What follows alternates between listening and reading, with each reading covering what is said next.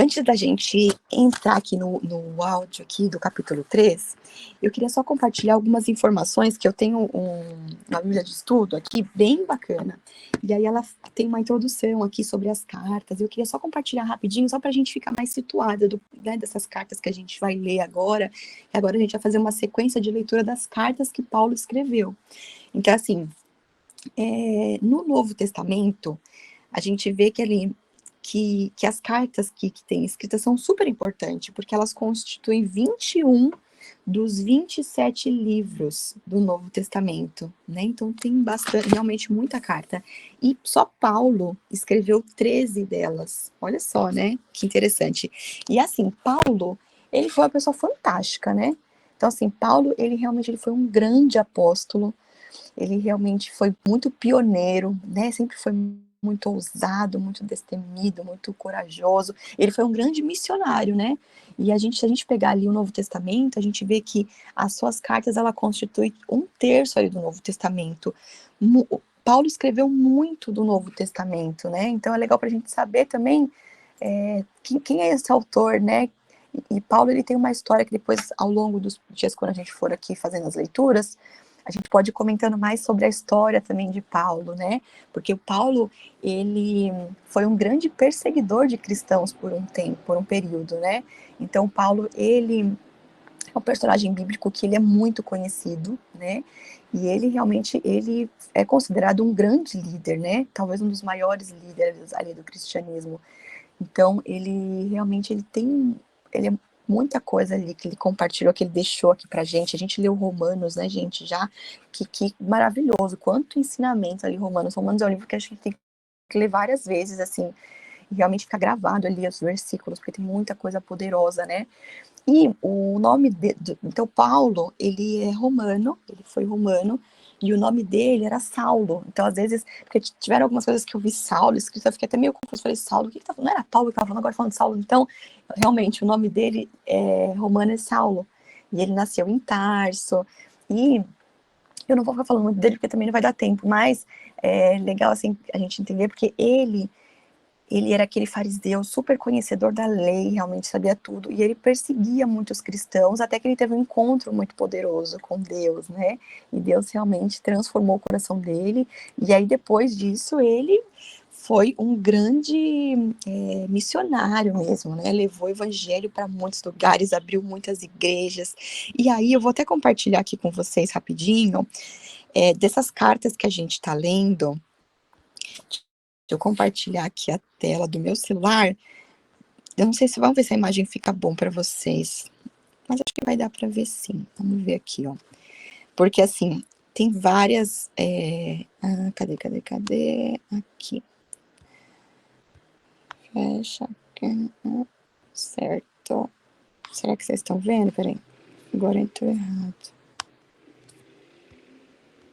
Ó, acho que dá para ver aí, né? A imagem não fica muito boa, mas acho que dá para ver. Eu vou virar a tela para ficar melhor. Então, aqui é o seguinte, ó. Só pra gente ter pra vocês conhecerem também, ó. Ah, não ficou bom não, né? Deixa eu ver se virar melhora. Não dá pra vocês verem nada, né, na verdade. Por que será? Ah, mas peraí que vai dar certo. Não, vai ter que dar certo. Deu. Acho que vai dar agora. Se não dá certo de um jeito, a gente faz de outro, né? Pra dar certo. Ó, melhorou. Então, aqui é só para vocês conhecerem, porque eu achei bacana essa tabelinha aqui, ó. Porque é o seguinte, aqui tem vários livros do Novo Testamento, então aqui mostra o livro, o autor, quando foi escrito, para quem foi, porque isso que é importante a gente saber, por que a gente está lendo Filipenses, para quem foi escrito Filipenses, qual era o objetivo, o que Paulo queria falar e para quem, porque isso vai ajudar a gente a compreender, né, a leitura. E aqui, ó, lá no finzinho, no penúltimo, então aqui tem Tiago, Gálatas, Tessalonicenses, tem vários aqui, né, e ó quantos que Paulo escreveu, né, então lá embaixo, ó, agora a gente está lendo Filipenses, então Filipenses, quem foi o autor? Paulo. A data foi lá em 62, então o ano que ele escreveu, lá provavelmente por volta de 62. E para quem que ele escreveu? Para a igreja de Filipos. Então é importante a gente saber isso, que vai mudar aqui nossa leitura. E onde que ele escreveu? Tudo indica os estudos, os teólogos dizem que em Roma, né, que ele escreveu quando estava na prisão, porque ele foi assim, preso algumas vezes, né? Até que uma das vezes realmente ele foi preso e aí foi morto, efetivamente. Deixa eu passar aqui para a próxima imagem. Aqui na próxima, acho que aqui não precisa nem mostrar para não perder muito tempo. Aqui também tem as outras cartas que mostram o ano e tudo mais, mas o que importa é a gente focar nessa aqui, que é a Filipenses, que a gente está lendo. E as cartas, gente, ela na sua maioria, ela tem 3 partes, né? Sempre costuma ter uma introdução, depois tem lá o corpo, né? E depois, por fim, tem ali a conclusão. E as conclusões das cartas, deixa eu ver se eu anotei aqui alguma coisa. Não vou compartilhar, senão não vai dar tempo. Então, vamos aqui, ó, eu vou colocar pra gente o capítulo de Filipenses, só pra gente entender, né, essa carta, que foi pra igreja, que foi pro povo, né, pros filipenses, que é da igreja de Filipos, né, e depois eu vou falar um pouquinho sobre essa deixa eu falar agora, antes de pôr o áudio melhor. Então, assim, ó, então, a carta, ela foi escrita aos cristãos da colônia ali romana de Filipos, né, e os estudiosos, eles têm debatido ali sobre a localização de Paulo, sobre quando ele escreveu essa carta, né? Então, ali, o mais provável é que a carta tenha sido escrita em Roma. Então, quando pega ali, né, os pontos, os teólogos estudam, chegar ali por mais provável que seja em Roma mesmo, né? Que é em Roma que se enquadra mais naturalmente na carta para a menção do pretório e da casa de César. E depois, quando a gente lê Atos, a gente vai ver que muita coisa a gente vai fazer sentido com as cartas, né? Porque a gente vai ler lá depois em Atos também, muita coisa que vai se conectando, mas aí vai ser mais pra frente. E aí, assim, o tema principal de Filipenses, ele é o encorajamento. Então, a gente vê que Paulo, o que ele queria com essa carta? Encorajar os filipenses a viverem uma vida como cristão, a viverem a vida como cidadão de uma colônia celestial, como evidenciado pelo compromisso crescente com o serviço a Deus e de uns para os outros, né? Então, a gente vê que ele fala muito a carta da alegria, né? Que ele fala muito sobre essa questão da gente ter essa alegria, né, no viver, mas também tem esse tema muito principal, esse encorajamento, né, esse encorajamento. E a gente vê ali que a igreja em Filipos, ela tinha um significado especial para Paulo, por ela ter sido a primeira que ele fundou na Europa. Então, olha que legal, né? Essa foi a primeira que ele fundou. E provavelmente ele visitou os filipenses mais algumas vezes depois da sua partida inicial, e eles mandavam ativamente recursos para o seu ministério. Então, essa igreja, né, foi uma igreja que foi. Até tem alguns teólogos que falam que era predileta de Paulo, porque ela, por causa da sua postura honrosa dessa igreja com o apóstolo. Então, essa igreja é uma igreja que financiou muito ele, né? Então, financeiramente, eles ajudavam muito o apóstolo, o Paulo, né? O apóstolo Paulo, nessa jornada dele, né? De levar o evangelho. Então, a gente vê que é uma carta que também, além de ter esse propósito grande de trazer esse encorajamento, né? Para os filipenses, ela também é a carta que a gente pode chamar a carta da alegria, né?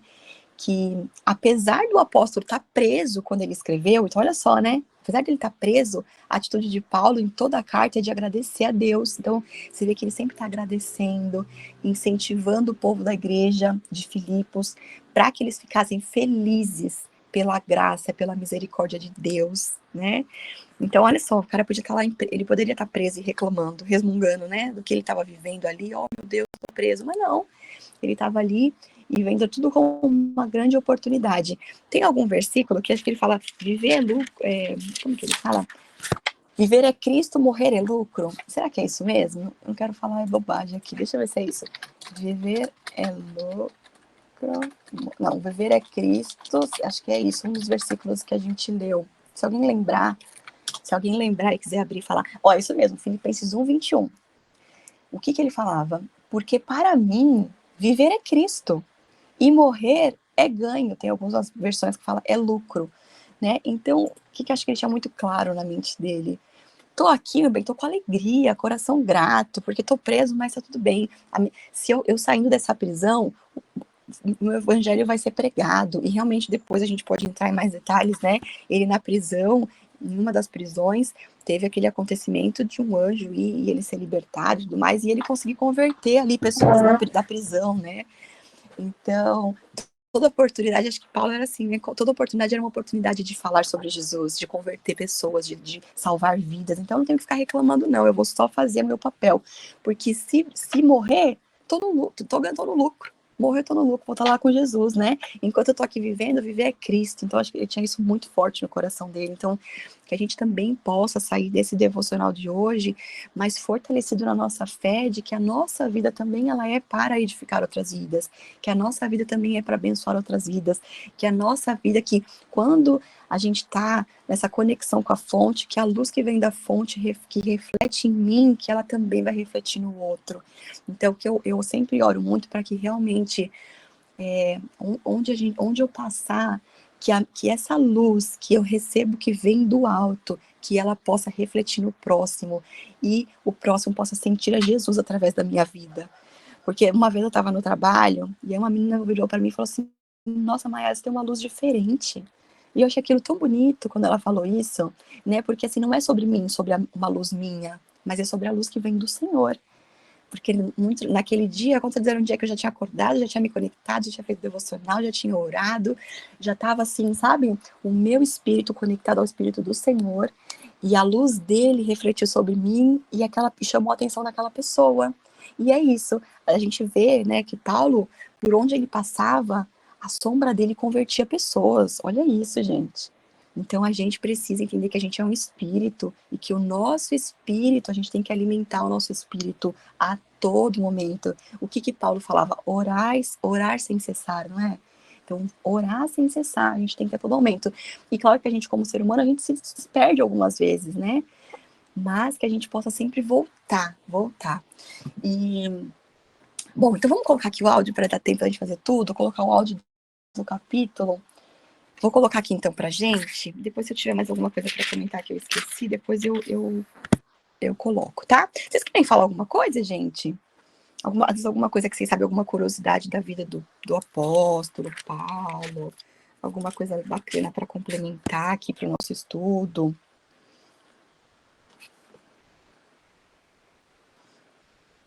Ó, tem uma coisa aqui que eu tô vendo aqui, que eu gosto muito de estudar com Lamartine, que também ele é um grande estudioso, né? E que ele fala aqui o seguinte, que a renúncia de Cristo era algo tão extraordinário, né? Porque o que Cristo fez por nós, gente, ele deixou a sua glória, né? E desceu aqui para ser um ser humano, nascer da barriga de uma mulher, ser um bebezinho, ter que ser cuidado, depender de um adulto, crescer, se desenvolver e passar pelo que a gente passou, né? Então, quando a gente fala que Jesus, ele realmente nos entende, é porque ele realmente nos entende, porque ele passou pelo que a gente passa, né? Tudo que a gente passa, ele já passou. Então, então um apóstolo, ele só podia ter alegria no coração dele, pensando sobre isso, né? E é isso que Paulo expressa, para que os filipenses pudessem experimentar a alegria no Senhor, a despeito das circunstâncias e perseguições. Por isso, este é o tema da carta, que é a alegria. Estou lendo aqui um trechinho do que eu vi aqui com o Lamartine, né? Então, eu vou compartilhar com a gente o áudio. Já que vocês não se manifestaram, vou colocar aqui o capítulo 3, tá? Para comentar um pouquinho sobre ele. Fazer. Acho que eu tirei o áudio, cadê?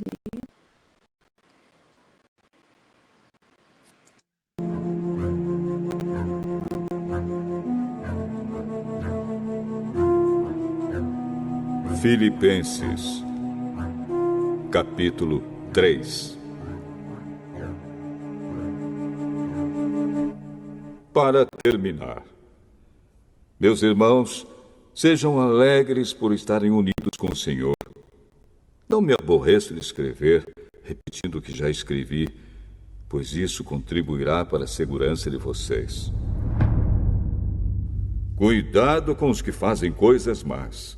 Esses cachorros que insistem em cortar o corpo. Porque os que receberam a verdadeira circuncisão fomos nós, e não eles.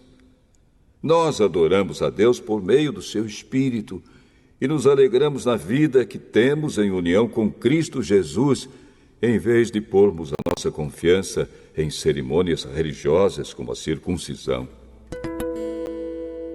É verdade que eu também poderia pôr a minha confiança nessas coisas. Se alguém pensa que pode confiar nelas, eu tenho ainda mais motivos para pensar assim. Fui circuncidado quando tinha 8 dias de vida.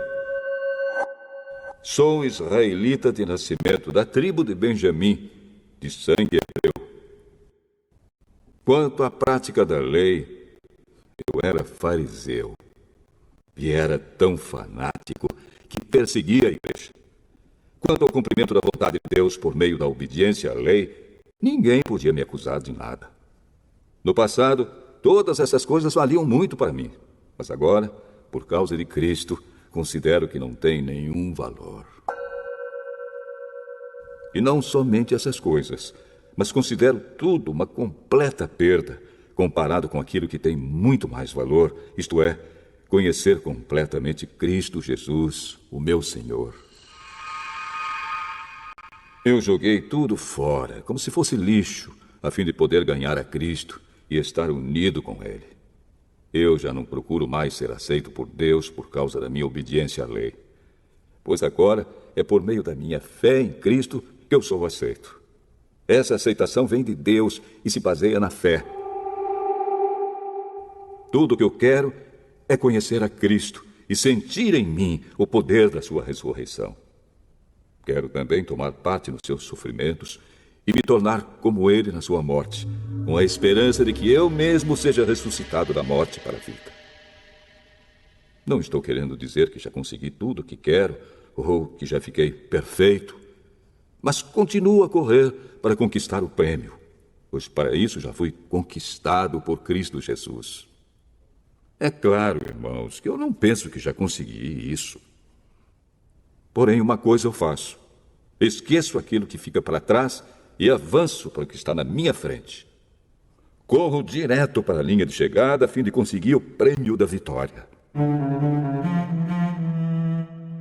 Esse prêmio é a nova vida para a qual Deus me chamou por meio de Cristo Jesus. Todos nós que somos espiritualmente maduros devemos ter essa maneira de pensar. Porém, se alguns de vocês pensam de maneira diferente, Deus vai tornar as coisas claras para vocês. Portanto, vamos em frente, na mesma direção que temos seguido até agora. Meus irmãos, continuem a ser meus imitadores. E olhem com atenção também os que vivem de acordo com o exemplo que temos dado a vocês. Já disse isto muitas vezes, e agora repito, chorando.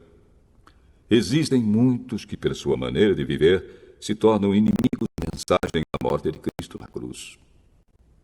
Eles vão para a destruição no inferno, porque o Deus deles são os desejos do corpo. Eles têm orgulho daquilo que devia ser uma vergonha para eles e pensam somente nas coisas que são deste mundo. Mas nós somos cidadãos do céu e estamos esperando ansiosamente o nosso Salvador, o Senhor Jesus Cristo, que virá de lá. Ele transformará o nosso corpo fraco e mortal e fará com que fique igual ao seu próprio corpo glorioso, usando para isso o mesmo poder que ele tem para dominar todas as coisas.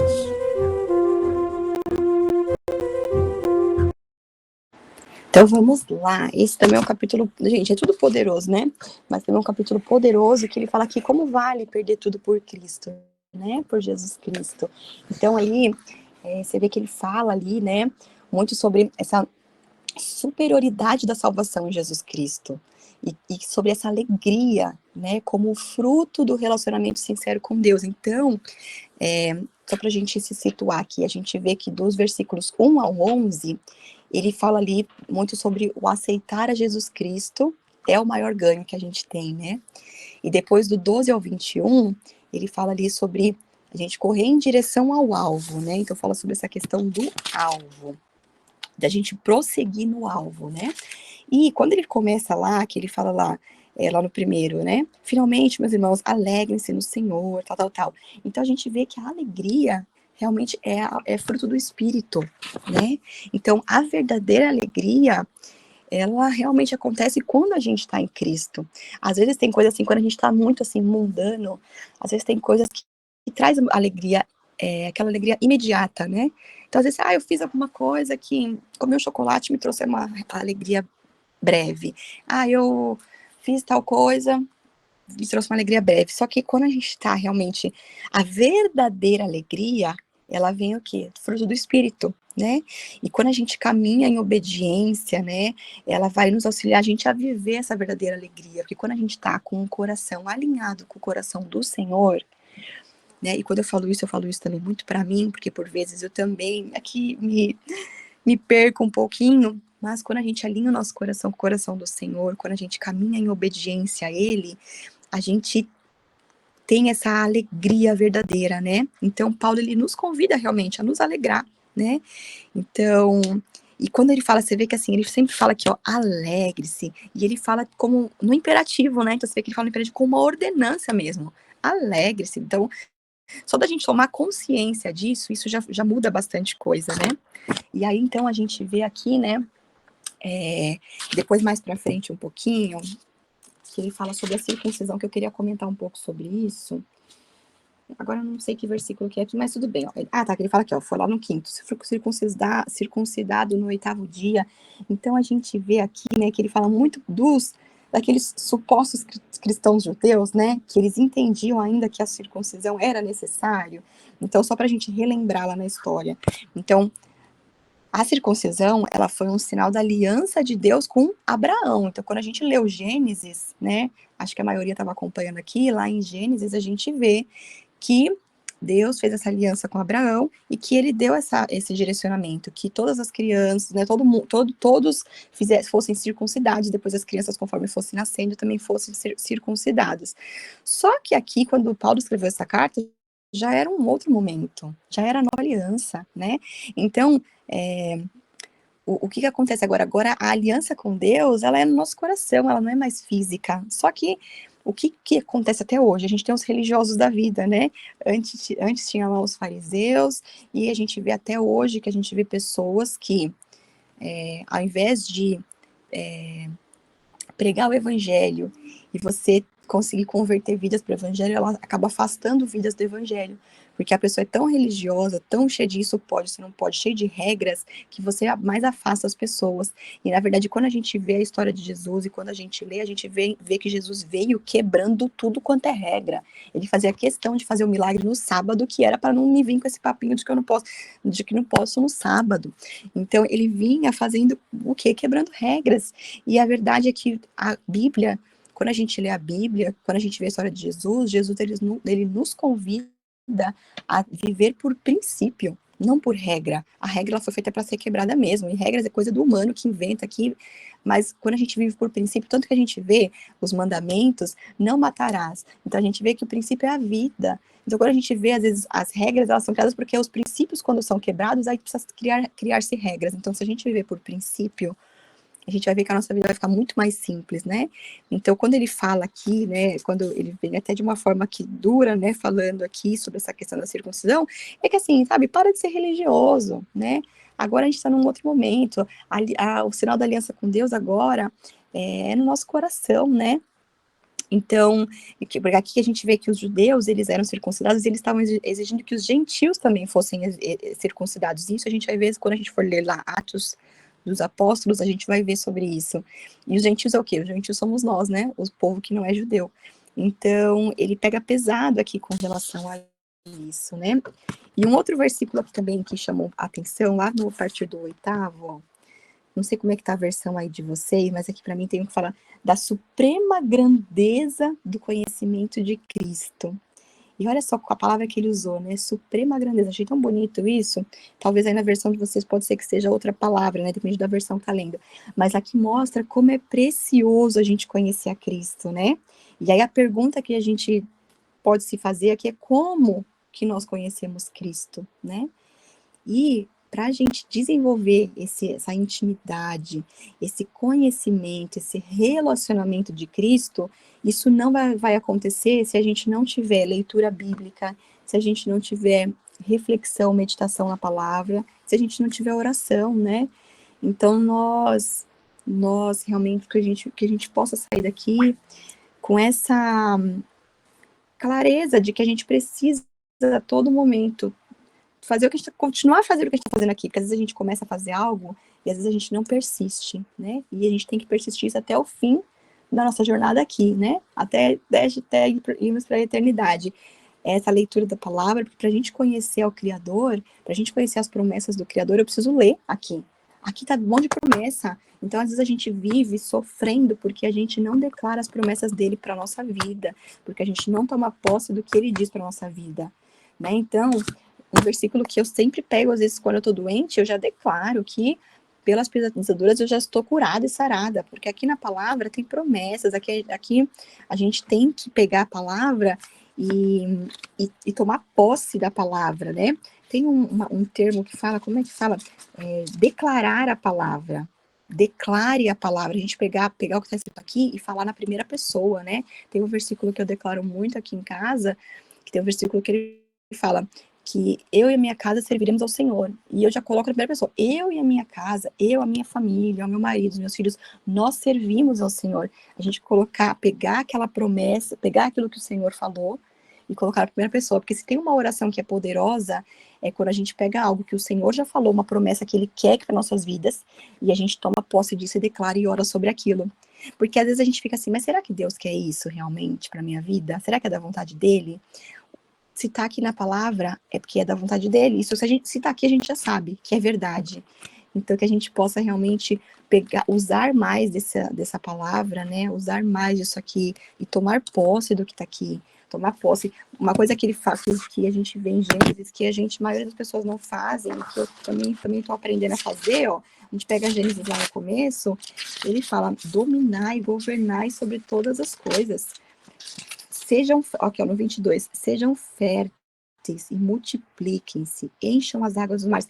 Então, o Senhor nos convida a dominar sobre todas as coisas, e é todas as coisas, sobre as nossas emoções, sobre os nossos sentimentos, sobre os nossos pensamentos, sobre tudo, sobre o nosso corpo.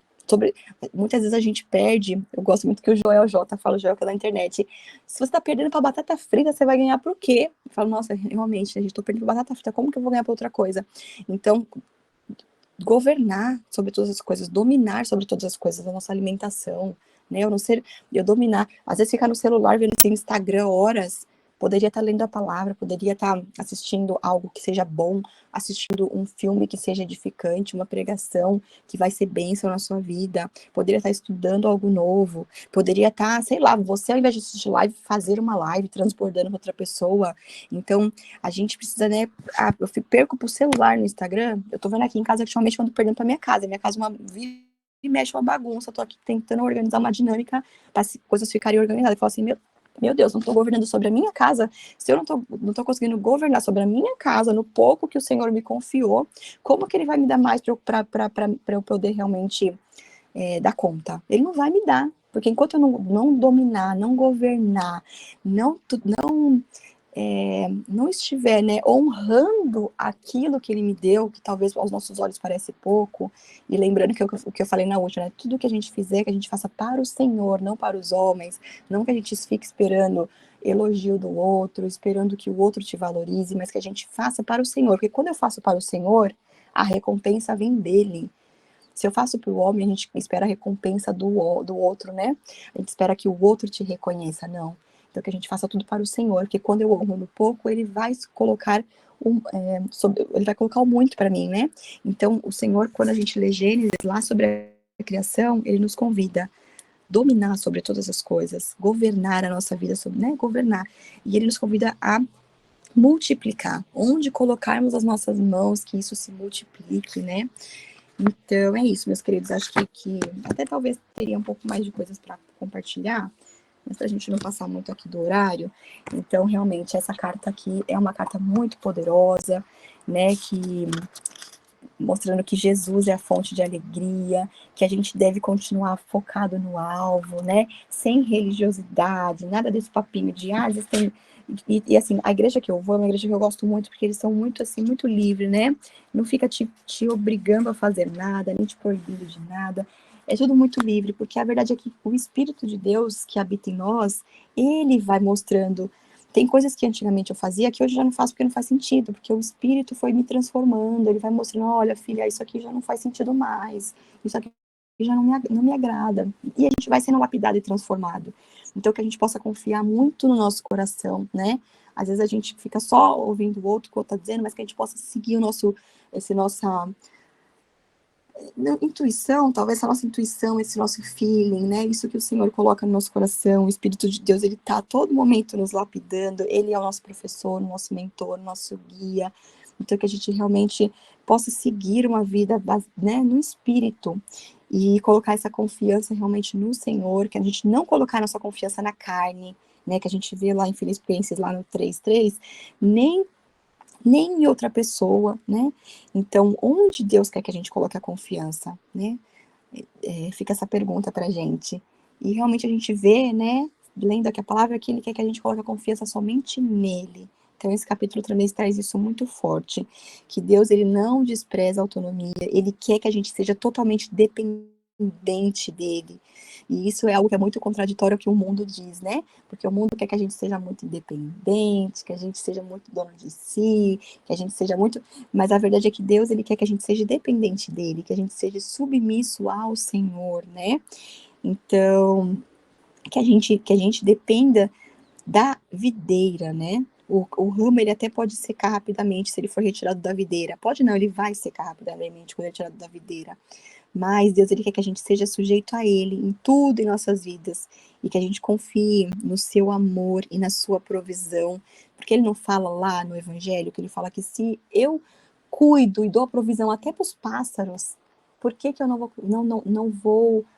vou prover na sua vida, né? Nós que somos os filhos amados, então se a criatura, a criação dele, os animais, né, que a criatura que ele criou, ele cuida de cada detalhe, por que que nós que somos os filhos amados do Senhor, como que ele não vai cuidar?